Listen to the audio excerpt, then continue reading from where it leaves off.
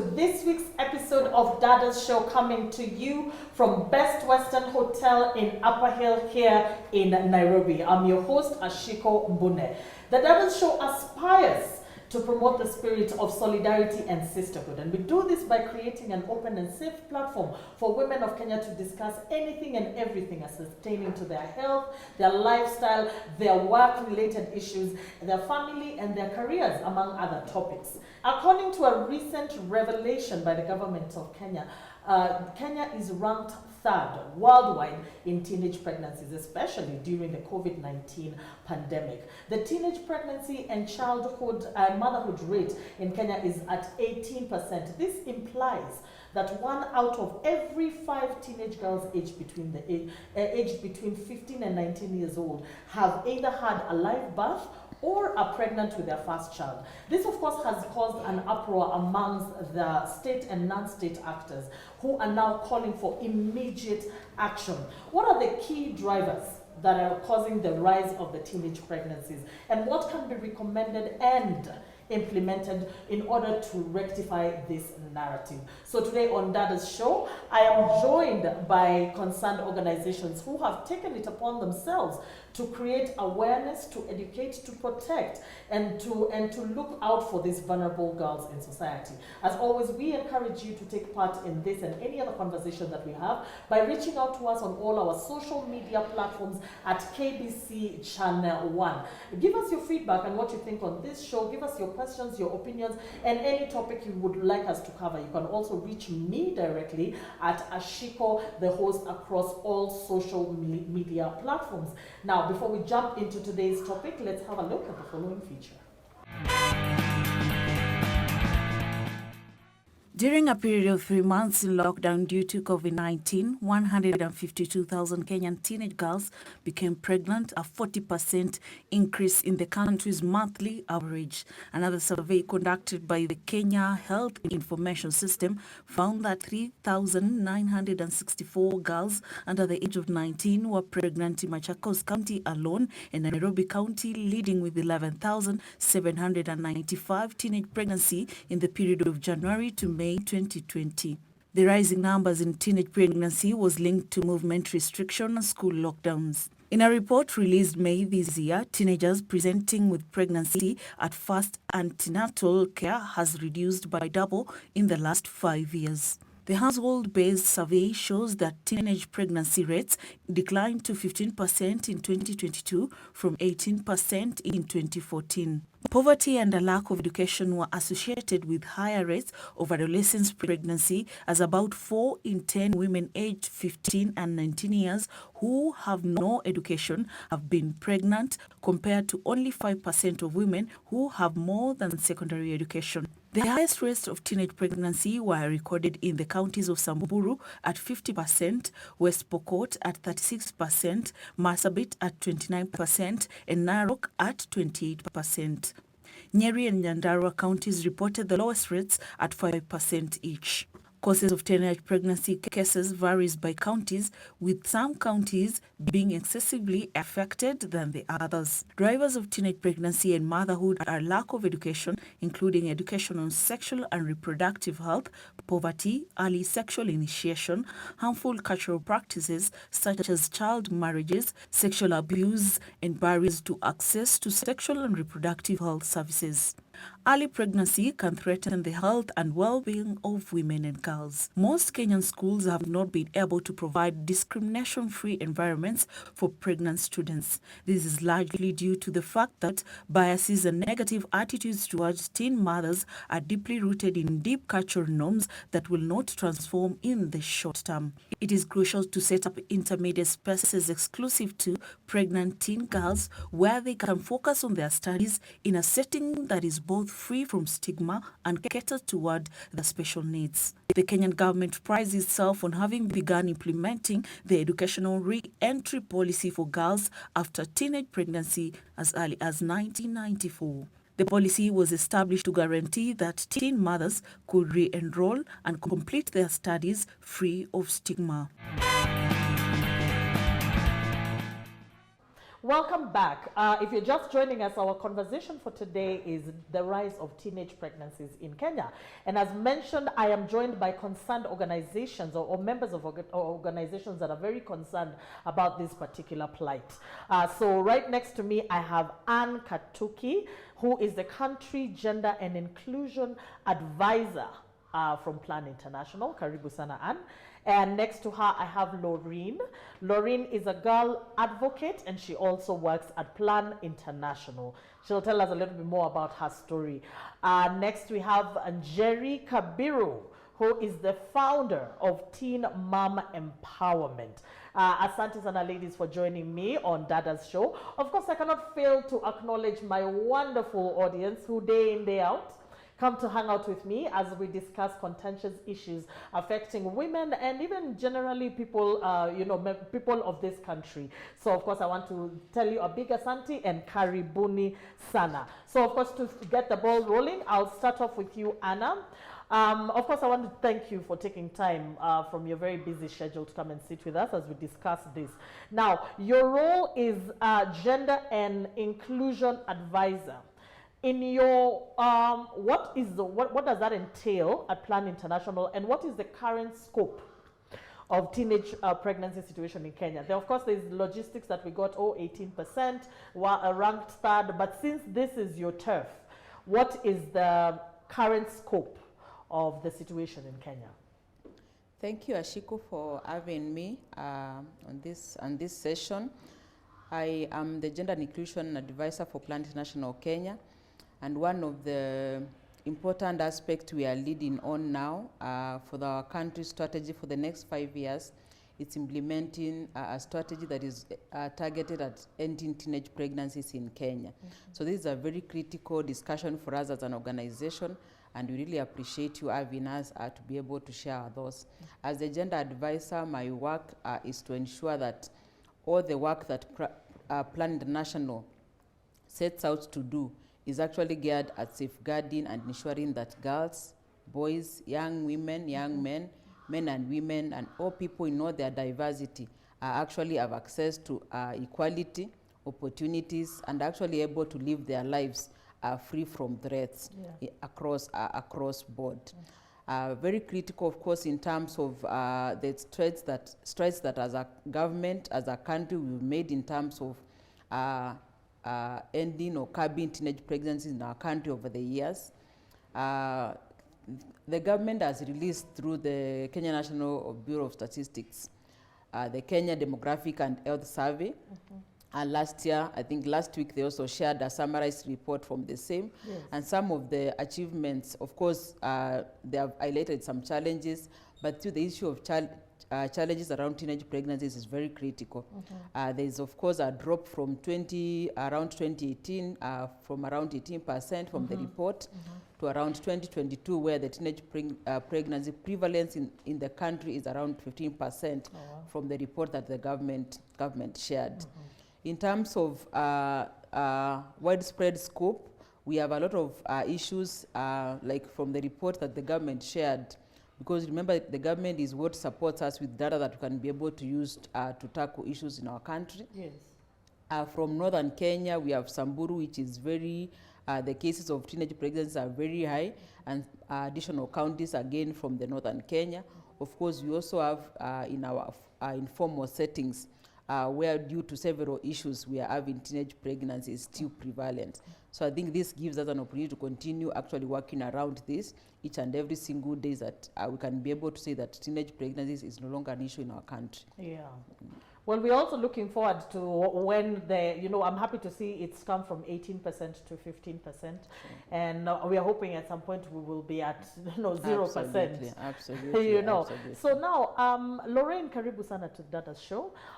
You are currently working as a girl advocate for Plan International.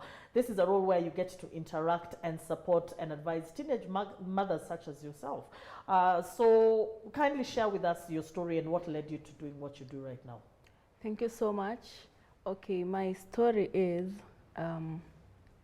first, when I was 15 years, I got pregnant, and now I'm 19.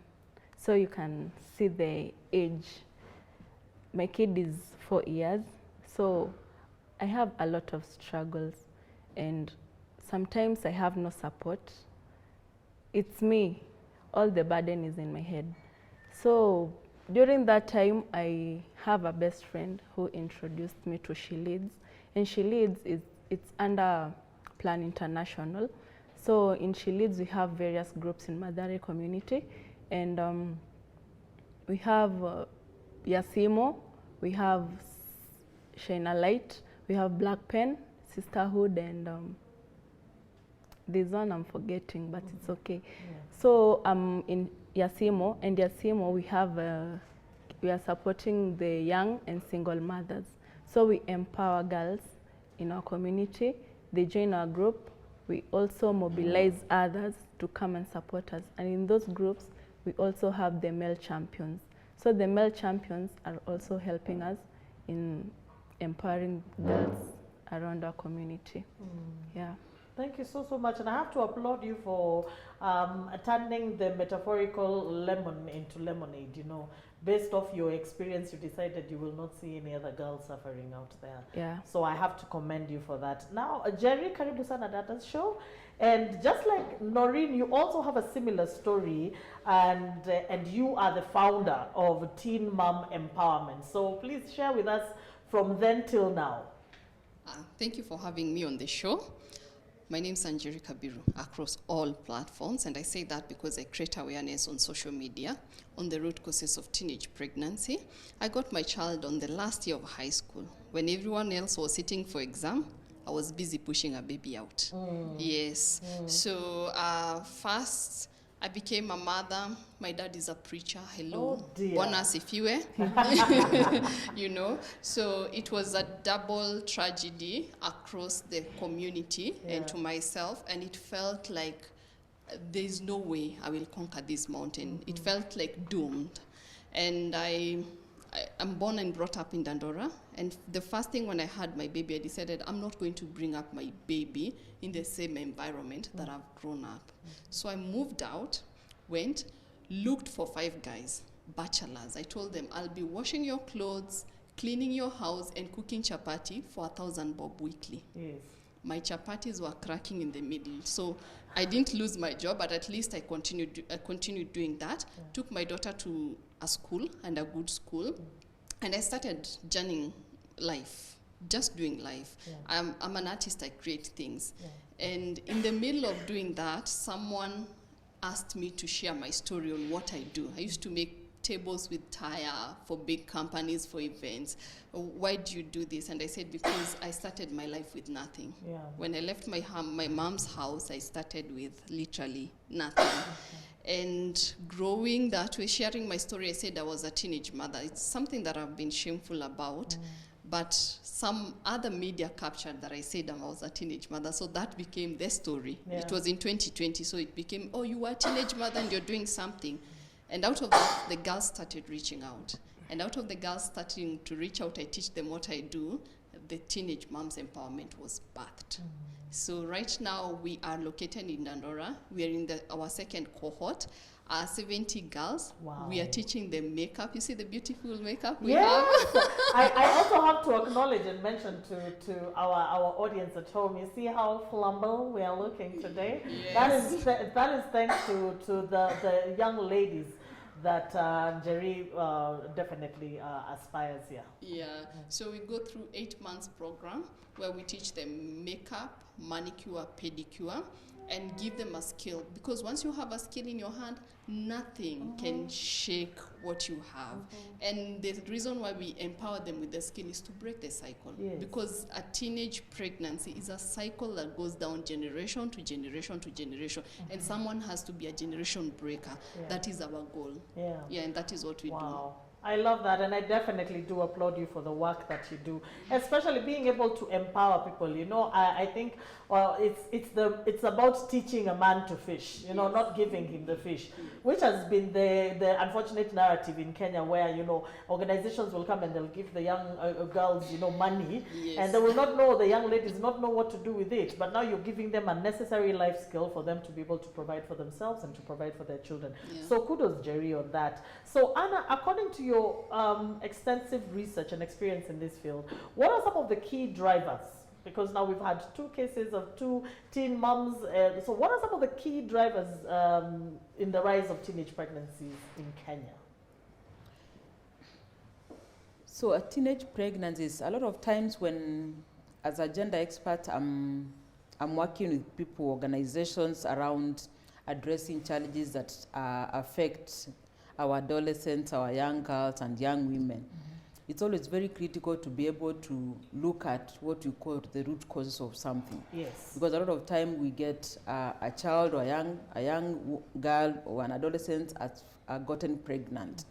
And then that becomes the kind of focus.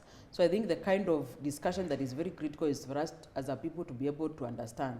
And a lot of time you realize household economic income, or rather poverty, is one of the huge causes that has led to our society having adolescents and young girls getting pregnant before before the right time.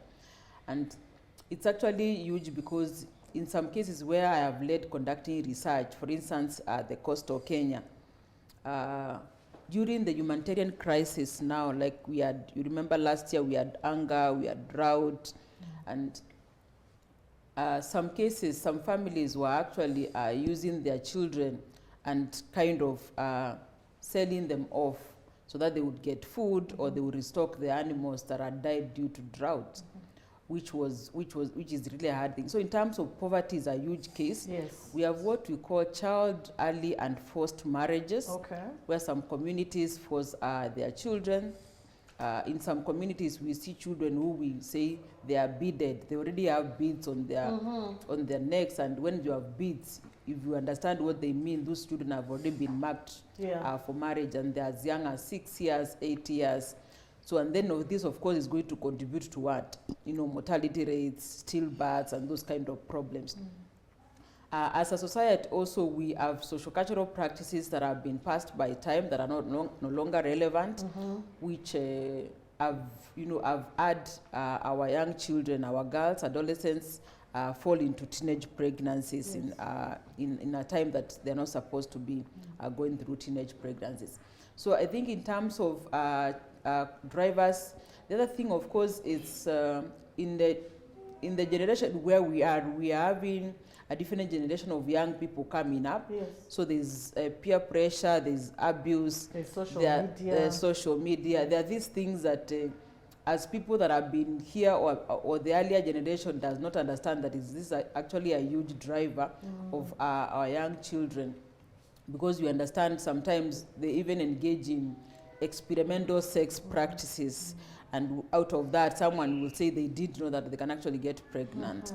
Of course, there are issues around what we call comprehensive education on sexual, reproductive and health rights that is not available to our adolescents, girls and young women. So because of that, sometimes they will make errors, they will make mistakes because they are not aware. And some of the huge numbers contributing to teenage pregnancies is that I didn't know that I could get pregnant because of there's no information. And of course, a bigger challenge Ashiku would be if a child wants or a young girl wants to access sexual and reproductive health information from the local facility. Sometimes you find that the people that work in that facility are the same people that helped your mother give birth 20 years ago. So you're not comfortable. So the space has not been created. And I want to ask, can I get a condom? Can I get a family planning? And I'm like, I know that woman, I know that staff, she knows my mother, they know my parents. I'm not going there. So the kind of other avenues they are using, of course, they are not very helpful, and they end up actually getting bigger problems. I would want to mention systemic issues in terms of our policies. But let's get to we'll get to that in a little bit. There's something that you've touched on in regards to not knowing, and whenever there's a young girl who has gotten pregnant, there are always all these things, there's a reason behind everything. So now, based off your experience, your personal experience, because you're still young, Laureen, where do you feel who, from what you've witnessed from your own story, where do you feel, who is failing the girl child? I can say it's the society, because society is big. We have our parents there, we have everyone. So in the society, we can find, let's say you have a mother scolding another child. How will you feel? Because utapata msichana anaambiwa na mama, kazi yako ni za nyumba, unafaa kulea sister yako mdogo, mabrother yako, and work for a boy ni kwenda kuchota maji, kwenda shamba kulima. No, tunafaa kufunga hiyo gap kwa boy child na girl child, because we are all equal. So na feel too society ndio ina affect. I'll pose the same question to you, Jerry. What, in your opinion, from your interactions, you know, Laureen says society has failed the girl child, and this is, of course, leading to the rise in teen pregnancies.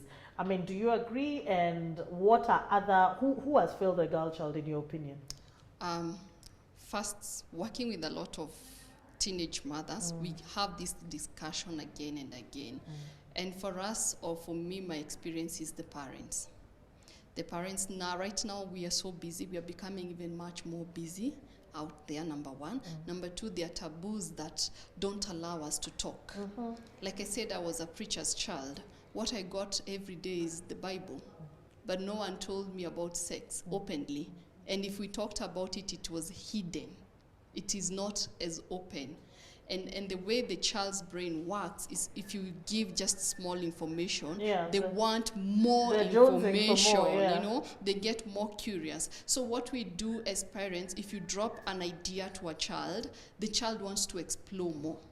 But if we informed the children, first, for me, even me personally, my daughter, I don't want someone else to tell her or to educate her about sex. I do it first. If you come, it's just additional, because then I will give guidance. I will not just give information, I'll give guidance. I'll give information that is appropriate, information that is enough for her age, and information that is very informative, that she will understand from point A to point Z. To point Z. Yes.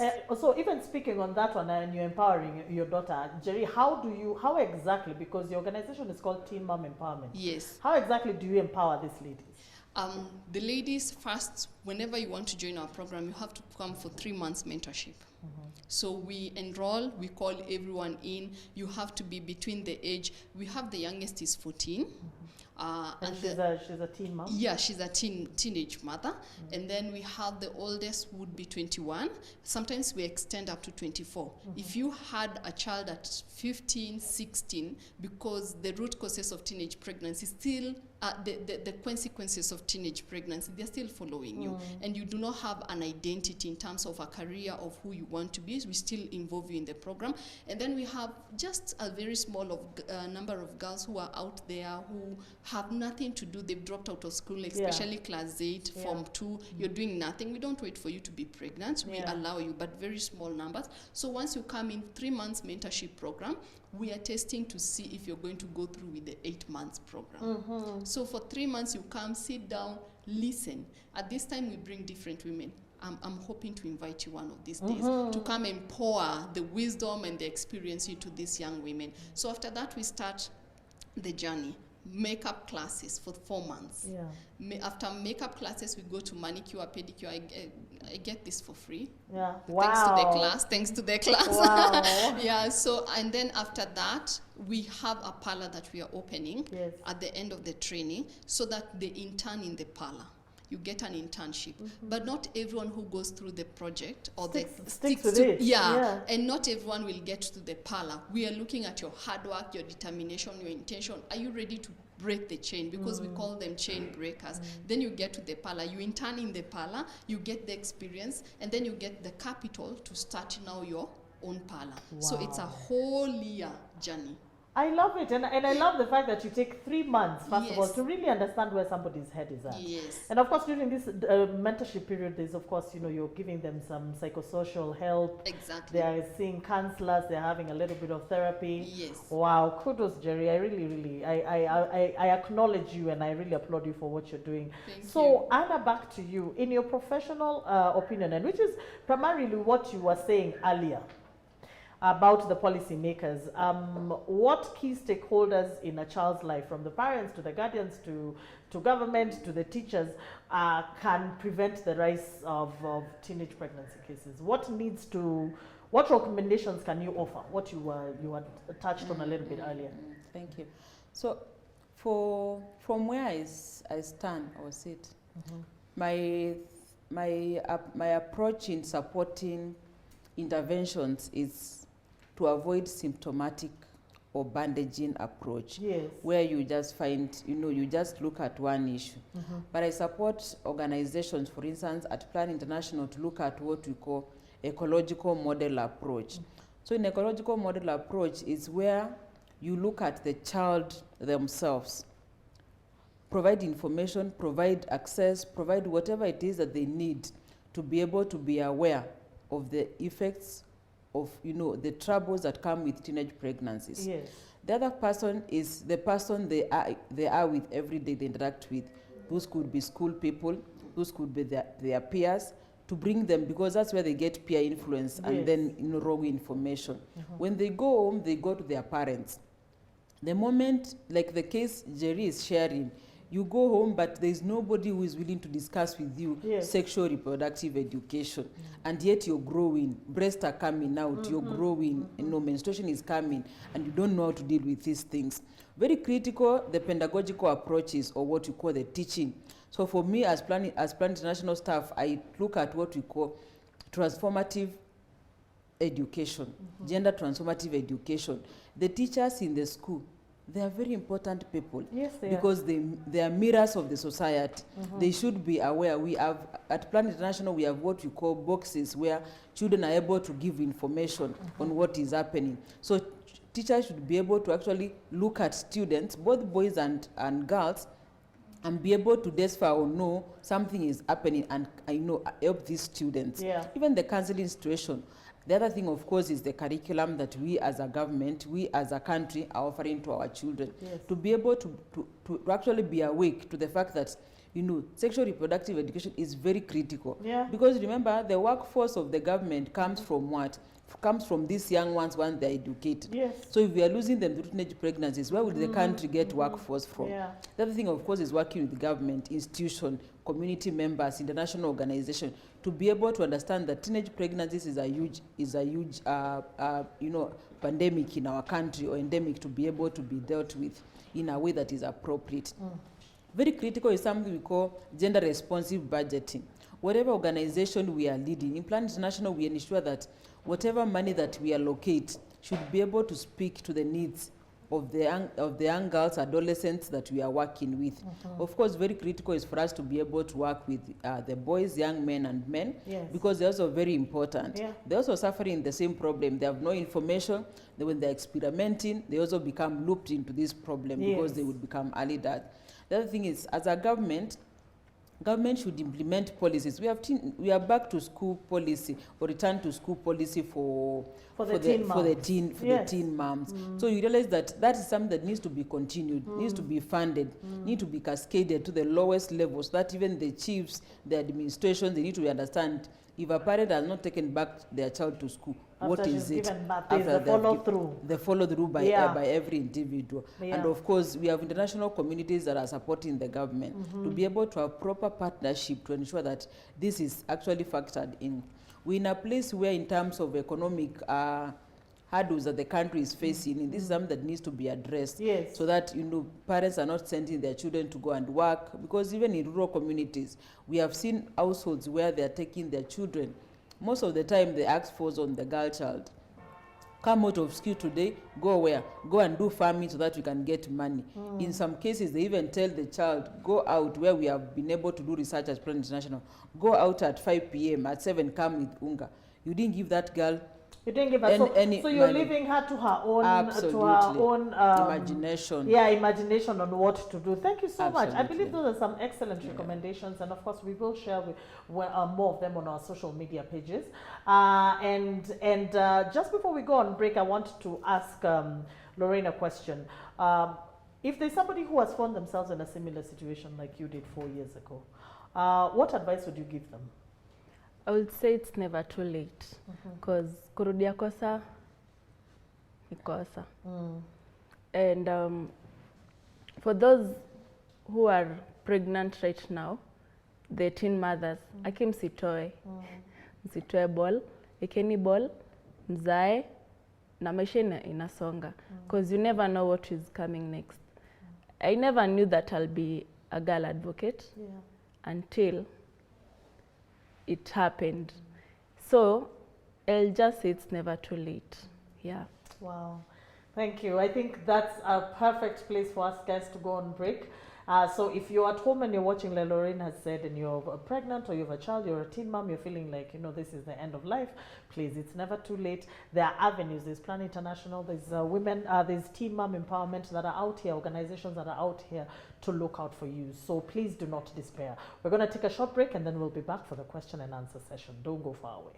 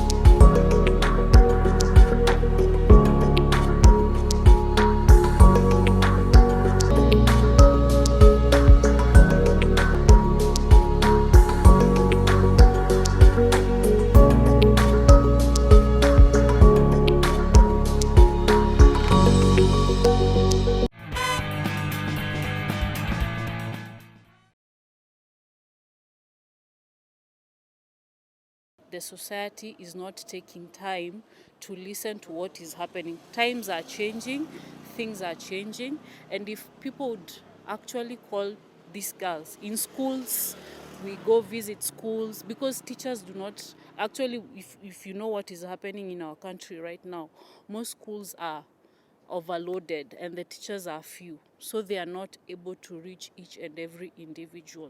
Young girls, no one is able to reach them, so some of them are depressed and no one is reaching up to them.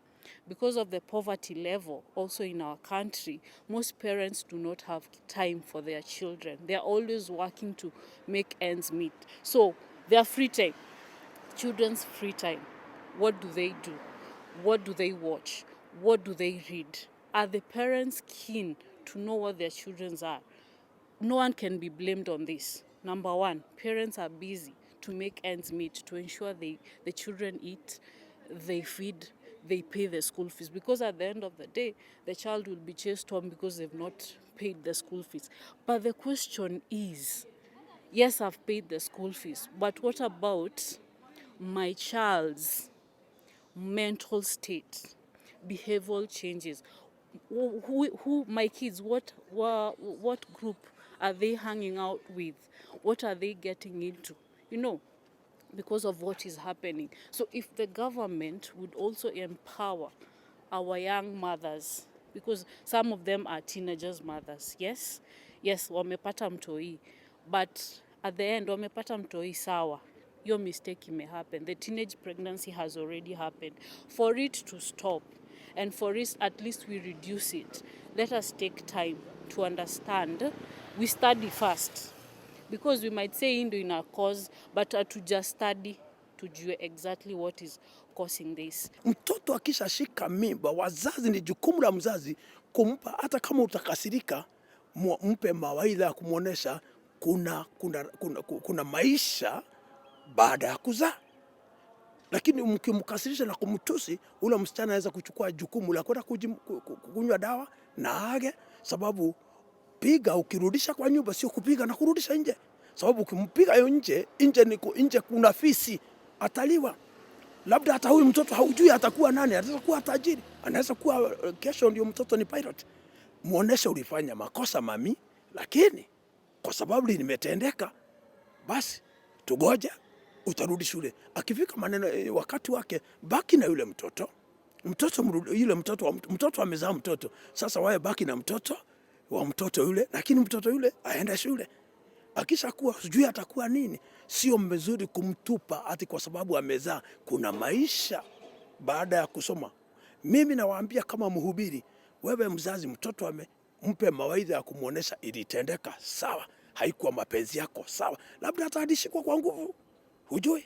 Labda walienda kwa maisha, walienda party, lakini yeye hakuwa na nia ya ile maovu, lakini kitu mbaya kimemtokezea. Sasa utafanya nini? Shika ule mtoto ni wako msichana, lea vizuri, apate mimba 9 months, shughulikia na yeye, arudi shule, aendelee na masomo yake. Labda alikuwa university second year. Sasa atapotea miaka hiyo yote ya primary level, secondary level, inatupia juu sababu ya kuwa mtoto. Kwani mtoto ni nyoka? Mtoto wa mwanadamu si nyoka. Kwa hivyo mpe vision, mshike babu tu, support her, muoneshe, usimuue roho. Usimuoneshe kama amefanya mambo, ni kama ameua. Hata Daudi aliua, lakini akaenda kwa Mungu na akawa kiongozi. Welcome back to the second part of Dadas show. Remember, our conversation today is around the rising cases of teenage pregnancy.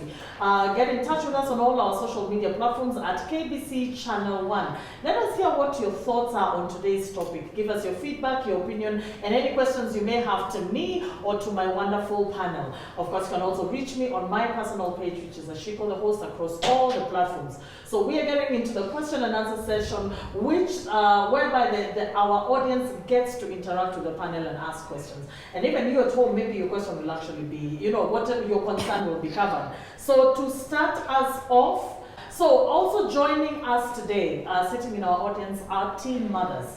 Because we feel as Dadas show, it's important for you to hear stories directly from the horse's mouth, figuratively speaking. So we will hear from teen moms how they're working out, how everything is working out for them, as to encourage you at home that if they're making it, so will you. So to start us off, she will introduce herself and she'll tell us a little bit more about herself and her journey as a teen mom. Karibu sana. Thank you for having me. My name is Christine Kabugi, a beneficiary from Teen Mom Empowerment. My baby is 4 years old. I got pregnant at 19 years old.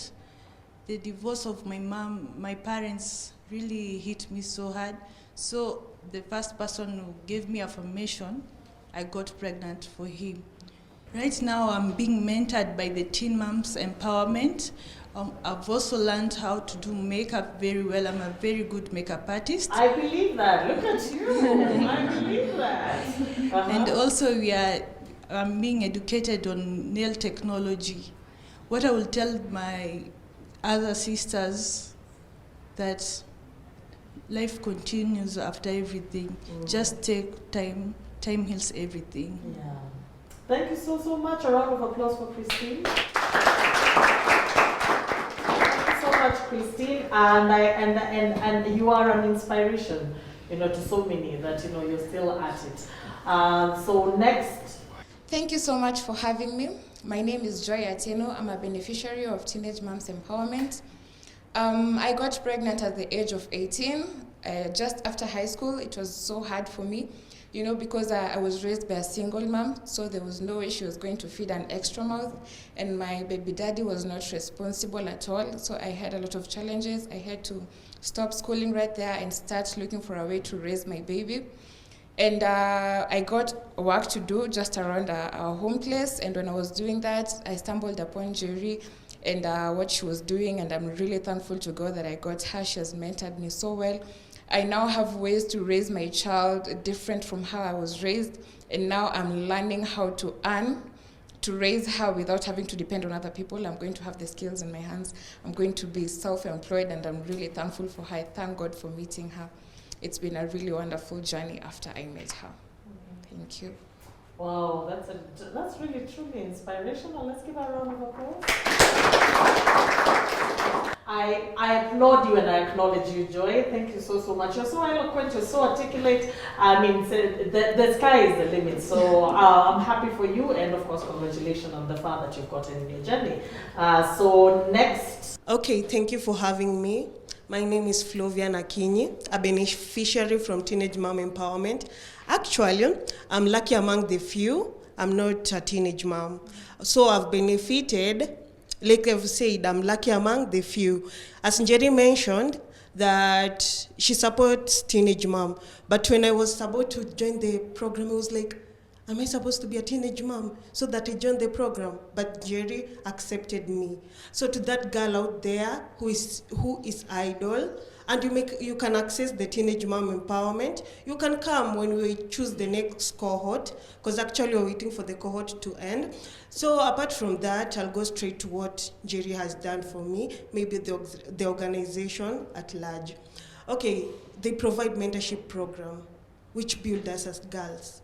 Apart from skills, you need how to manage yourself, you need to know your character, you need to know how to interact with people. Actually, that's what the program has taught me, how to interact with people, how to love people. Actually, back then I used to be so judgmental, like the society. Like a teenage mom, she doesn't deserve, she doesn't do this, and that, like I can say that my mind has gone on a different level. Like right now, I feel like we are equal. We are girls, we should empower ourselves. And to that girl out there, you just see those teenage moms as no people with no equality as you.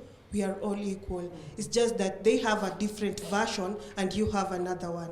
Thank you, Njeri, for hosting us, for loving us, for keeping us, for mentoring us.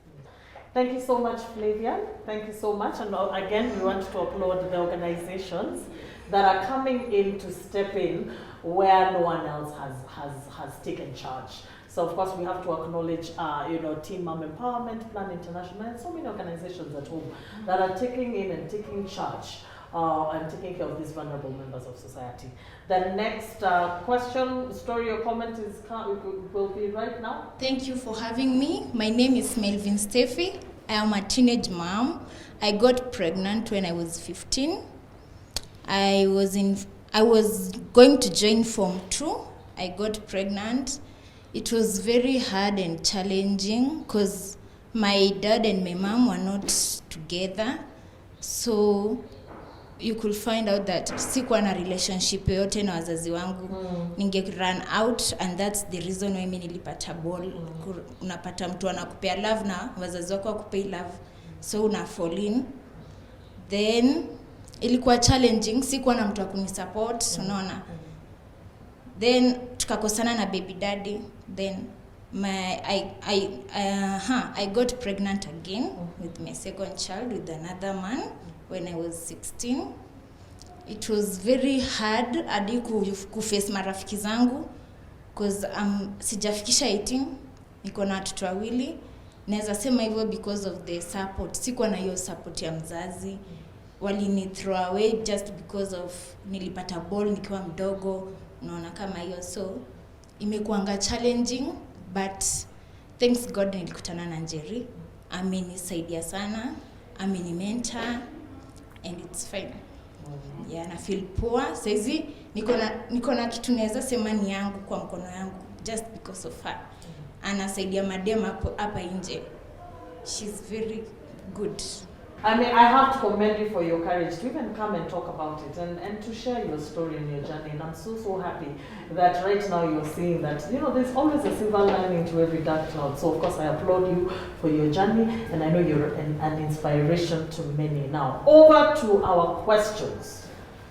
Our first question or comment is coming from Thomas. Thank you so much, Ashiko, for this opportunity. My question is directed to Anna. And this is how it goes.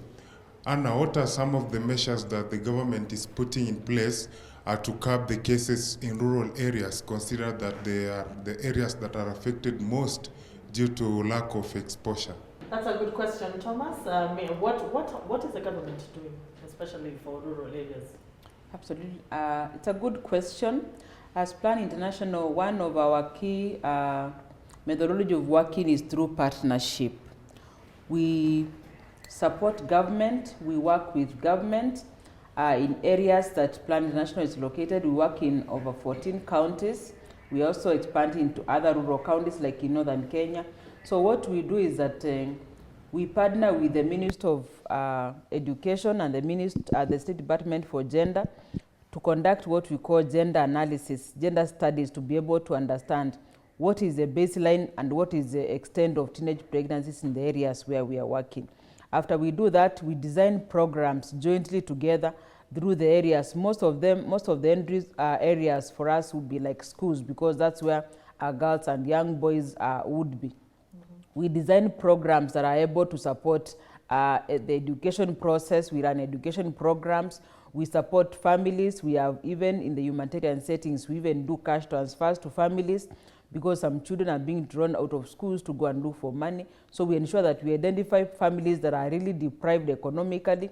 We do cash transfers. Through this, they're able to invest money and make sure that girls are actually not going back to out to streets and be exposed to challenges that could lead to teenage pregnancies. Through our programming and partnership with government and the education institution, we actually also have what we call safe spaces. Safe spaces are the organizations or kind of coalitions where we help girls to be able to partner and come together in schools, in different classes. Through these safe spaces, they're able to share, I have this health issue, I have this problem at home, I don't have school fees, and then they're able to actually get support from the school. Yeah. But if this girl was alone, she would be going through problems and she wouldn't know what to do. So that is something that has actually helped them. The other thing is, as Plan International, we influence the budget process. So what happens is that every time the government is preparing to do the annual budgeting process, the counties are doing their annual development plan, we ensure that we have our community members, our community organization in the process, that they're actually able to say, these are the issues affecting us. And through that, we are looking at a multi-sectoral approach to curbing teenage pregnancies, and not just one approach. Thank you so much. That's well put, Thomas. I hope that has answered your questions adequately. Okay, thank you so much, Anne. Yeah, that was very well put, so it's good to see that the government is stepping in and has been stepping in, and organizations, hand in hand with the organizations, for a very multi-sectional approach to curbing teenage pregnancy. Our next question is from Joy. My name is Joy Mutoni, and I'm very impressed with what Jerry is doing. So I'm happy she's empowering girls and giving them hope in life. But my question is, despite your good organization and everything, of course, there are always challenges. So what are some of the challenges that you might be facing in your organization? Excellent question, Joy. Despite all these accolades, there has to be some challenges. Please expound. I would say the first challenge are parents. If your daughter is pregnant today, most parents react by rejecting their children.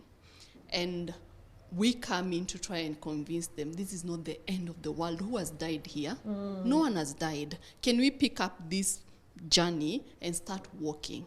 Because now you have a child and a grandchild. If you do not do something for your child, you're damaging your grandchild's life. And it's really hard to relay this information to the parents who are already disappointed by their child. That's the first thing. Then the second thing I would talk about is the government. The perpetrators, I would tell you, especially in Dandora, you'd find one guy with 20 girls who are pregnant, and he's still walking, looking for the next victim. That is so common. And, us we are a small organization, there's a limit that we can go up to, but at the same time, you find if you go to the police and all that, there's so much going on behind the scene. So I feel like if the government really tightened that belt of the perpetrator, I keep on saying, just take 5 guys, put them in prison for 10 years, 5 of them, and let the village know you've imprisoned 5 guys for 10 years. No one else will do that. But they know it's just normal. It is a kawaida. And also the parents don't want to be involved with the police cases because they know it's back and forth, it's a lot of energy. Those are the challenges. Personally, in our organization, we're a small organization.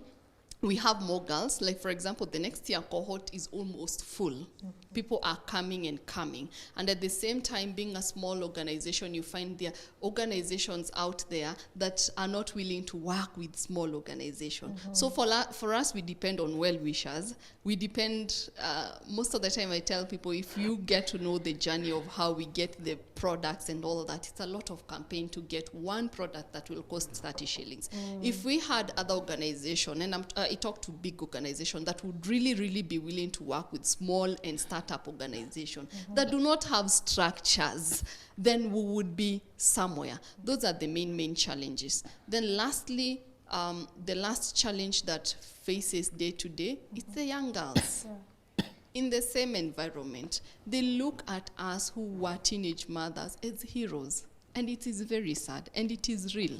Because that environment has glorified teenage pregnancy. And I keep on saying, and especially media, Shiko, you're here, media, we only show the numbers and how girls are pregnant. But if we as organizations say, hey, we want to bring out content that would educate young girls on how to prevent teenage pregnancy, no one is picking up on that. No media is showing that part. We are only showing the damage. But what about the prevention measures? So those are the challenges that we are facing.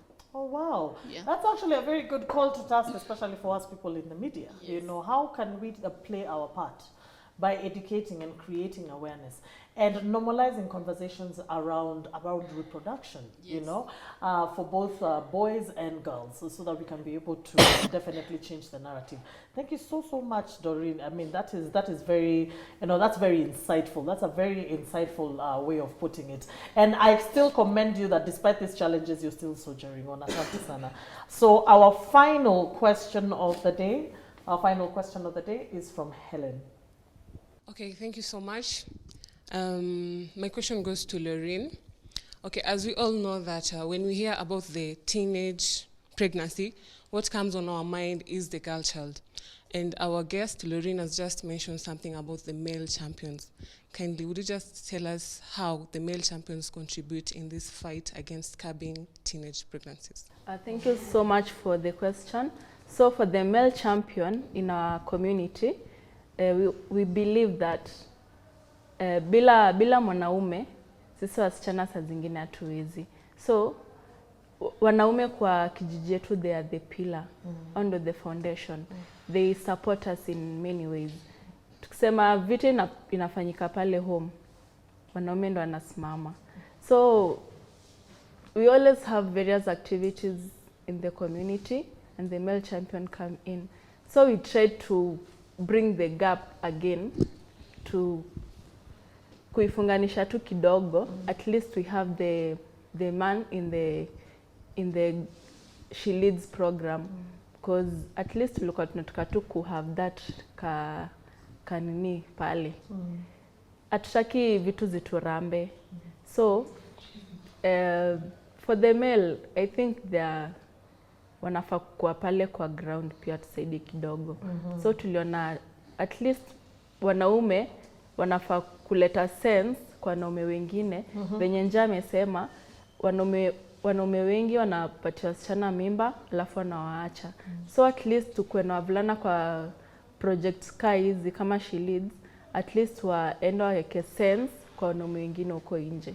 Yeah, and for the male, at least niliona wengi wanafanya menstrual hygiene, which is a thumbs up. Wanasaidia wasichana wengine kufanya hizo usafi za reproductive health. Thank you so much. I mean, it's definitely encouraging to see that you know, the community, both genders, are taking responsibility in this, because at the end of the day, I mean, pregnancy cannot be, it's not, we do not self-fertilize, you know, so it takes two. So both parties should be held accountable and responsible. And of course, if there are male champions in the community, they can be able to advocate to their fellow men. you know, about safe sex, about, you know, protecting, about waiting, about abstinence. You know, so yeah, so I definitely commend you. Joy, I hope, Helen, I hope your question has been answered. Okay, so we have come to the end of today's very interactive, informative, and insightful episode of Dadas Show. So here's my take on all of this. Teen pregnancies is a major challenge on our socio-economic development.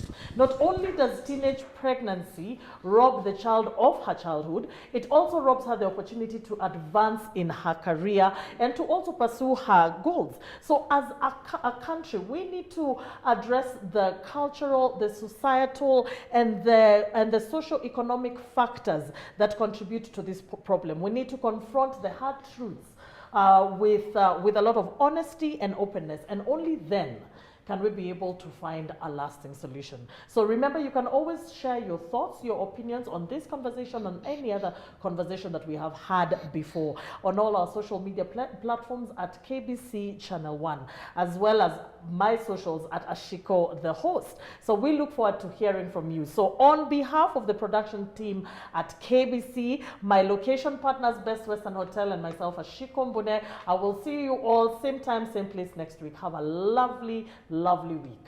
Bye-bye.